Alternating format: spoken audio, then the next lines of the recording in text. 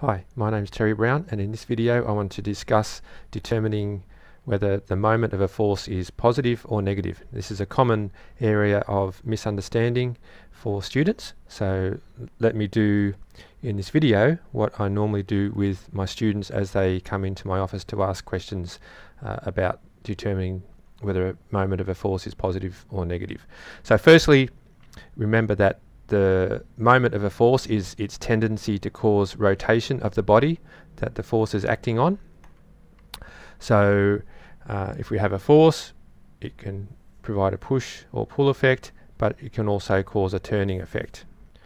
Okay, so firstly we need to determine what's positive and what's negative. Okay, so if we've got a turning effect, we can have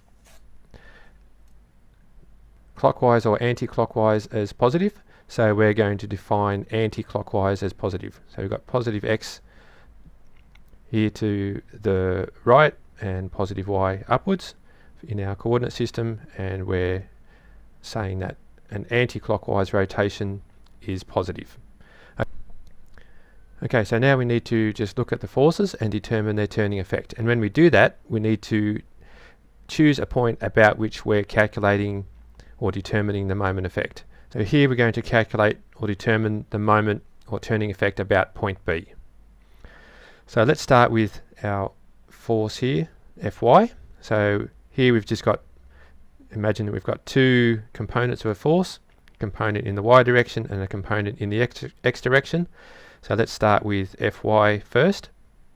So what we can do is take our pencil and put it at the point at which we're calculating the moments about, and then put our pen on the force and push in the direction of the force. Okay, so we can quickly see here that that's rotating anti-clockwise about point B. Okay, so in our definition of what's positive or negative, we've said that anti-clockwise is positive. So here this force Fy will be causing an anti-clockwise rotation about point B, so therefore that will be a positive moment. If we take our horizontal component Fx here and do the same thing, it's a little bit harder to tell, right? We're pushing on the paper and it's crinkling up.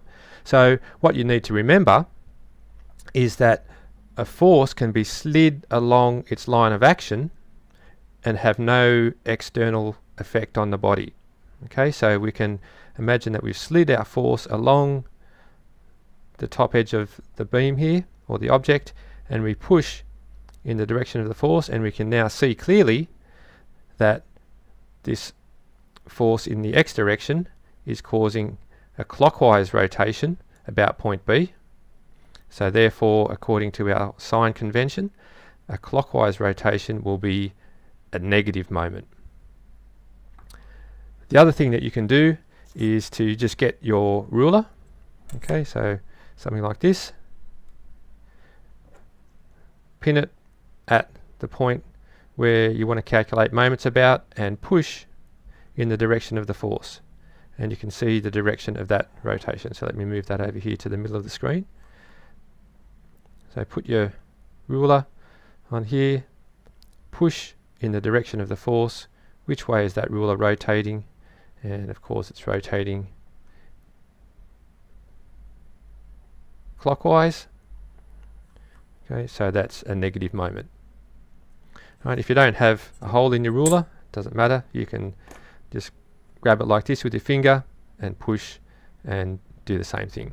Right, if we go back to our Fy force here and push in the direction here, we can see that that's rotating anti-clockwise and therefore is a positive moment. Right. Our force over here, Fx, push on here, rotating clockwise, so therefore a negative moment.